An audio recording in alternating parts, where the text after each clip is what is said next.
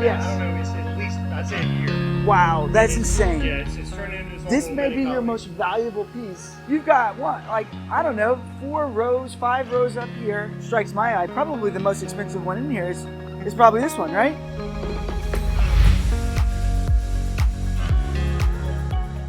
I'm noticing these super bright red sponges. Yep. I mean, you can see them.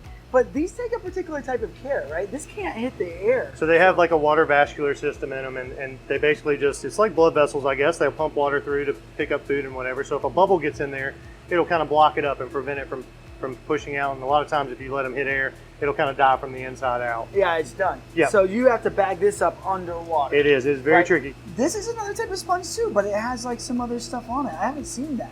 I couldn't tell you what the actual things on there is. They've got a name. It's almost like a parazoanthid or something like that, but I couldn't tell you exactly what it is. Then the lower tip ones is acorns. This Yep. is something I fell in love with because you started to see these maybe 10 years ago, right? Oh, yeah. But they're expensive. Very hardy, good starter coral, and Yeah. probably one of the easiest corals to frag as far as this type of hard coral because Yeah. they have good polyp definition on most of them, and this is actually probably the first coral that I ever fragged was this. Back in the day before they had the Griffin saws, I did it with a Dremel and a little diamond you know how hard it is to do Oh, yeah. so that's the first way I did fragging was with a Dremel tool. Wow. These here, you got a lot more rainbow in them or different. Yeah, like this one has the pink in it, Yep. right? So That's considered an ultra. It's got a good amount of polyps on it. It's a pretty good sized piece. And it's got great color. And then, so this one here is considered a rainbow. It's a little hard to tell in this lighting because of there's not as much blue. It's just metal halides. Of course, now it's closing up. But Another cool thing that I wanted to talk about here is these starfish, right? Yep. So is this the same as kind of your Linkia starfish where you're not supposed to touch it with your hands because the grease from your hands can cause it to die? I have heard that. We do here. Our guys have relatively clean hands when they start packing fish anyway. We've only got one supplier that they live and do well from. Not sure why it is, but we've got one guy we've been using for the last 10 or 12 years, Right. and they do phenomenal. They're very, very hardy compared to normal Linkia stars. Right. And then we've seen some of these more Duncans. Let's go check out what's going on upstairs because you have let's do it. twice as much coral as Oh this, yes, right? there are some of these corals that are 4th, 5th, 6th generation, and by that I mean we've grown them up, cut them. That'd be one. We're in the 6th generation on some of the hard corals, so we've got a lot that we've been growing for a long time. You know, anytime we get anything that's just unique or super cool, something we think we might not be able to find again, it's coming up here. We're going to start growing it to make sure that we can continue to offer it. When an industry is dependent on something like the ocean and pulling from that can be a risk for the entire industry. And so I love the aquaculture and the tank raised side of it. You're making the industry more self-sustainable and less dependent on that outside source. And an aquaculture piece is something that's going to be much hardier in the home aquarium because it's gone through those generations of being used to kind of being kept in captivity and not bringing its food source from the ocean. Definitely sometimes you see an upgrade in the charge when something was aquacultured or tank raised. That's because there is a very big investment into the process, but a lot of times those coral or fish are a lot hardier in your system because they're used to the foods and the conditions that you can provide for them, or talk to the source that you're getting it from, and you can duplicate that system for that coral. So I'm definitely coming back to get this. Remind me. We'll make it happen. Because I want to get some of that, plus the lemon Oscars. And those. Hopefully nobody tried to buy those zebra Plecas. Yeah. These are ones we're putting into the aquaculture facility. This is first generation of like. Yeah, that's a wild coral that just came in. So once we cut it, grow it, and then cut it again, we'd say, I guess, 2nd generation. F1 would be the first cut. What type of care would this need in the home aquarium?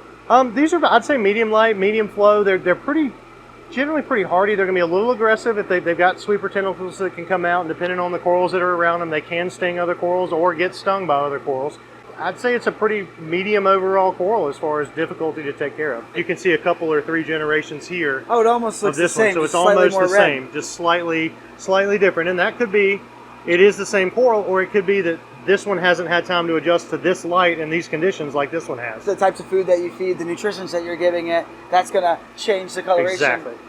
This is, again, a chalice though, right?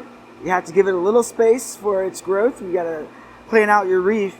to know, okay, this is going to grow. It's going to be 4 or 5 times the size. You can't put something right next to it that you're going to eventually have to move as it grows out. I've always, in every single reef tank I've ever had, I've always kept a toadstool leather, right? I keep it right in the center of the aquarium. It becomes kind of the centerpiece. Generally, believe it or not, an anemone is very hard to keep in your aquarium because this one day it's going to decide to just get up and move on you. And if that dies, it's just going to pollute your entire water. So I don't prefer to keep the anemones, but believe it or not, my clowns always take my toadstool leather eventually. And then they'll lay their eggs down in the middle of it. And those things grow, they'll end up dropping babies down underneath it. Nice. The toadstool is an original gangster for me. Oh yeah. So you've got what, like, I don't know, 4 rows, 5 rows up here with 1, 2, 3, 4. So you got about 25 of these 30. big. There's 30 up here. Yeah, 30 up here. Wow. No. So Yeah. tens of thousands of corals as well. Oh yeah. Frog spawn, torches. You're seeing insane colors come in now. It's like each one of these is a different color for the most part. Right. And it's, I don't know how you can, if you can tell as good on film as you can with your eye, but there's an amazing slight little subtle differences to these things, whether their stem is green or orange, or, you know. Just depends on the location you get them out of the ocean, right? Exactly. So the one that strikes my eye, probably the most expensive one in here, is probably this one, right? So that one was cut. It's grown up from 1 head into 4. So we'll let it go a little bit longer, and once it gets completely separated, we'll cut it into 4 different frags. And sell each one of those. Yeah. And that helps us keep the cost on these down, because when you get to the point that we're at now with a lot of these, it's just the cost of labor, electricity, salt, things like that, the trace elements that we put in, and then it helps us get a more affordable product to the customer. Right. So you got 4 heads on it. So price this out retail. Don't give everyone your wholesale price. Oh my gosh. That's the super secret price. I don't even know. The thing to look at too is if you cut that into 4 pieces, a $100 coral for most people seems to be a lot more palatable than a $400 coral, even though it's the same value per head. If you want to see more content like this, make sure to like and subscribe the Fritz YouTube page. Go ahead, give Carolina Aquatics a like. Thanks, Chris, for joining us. And until then, snailed it. This is way back here, like hiding. But I want it. Look at it. That's insane. What's weird with this is, like, look, it's got one head in the middle making it look like a brain coral, but then it's got all of these on the outside with the other individual heads. I don't think I've quite seen it like this before, because it's not like a Lord and Winter. Hey, just tell me what this is before you go. What is this? That is a bowerbank eye that we have propagated a long time ago, and it's growing the new polyps all the way around the edge. All the way around the edge.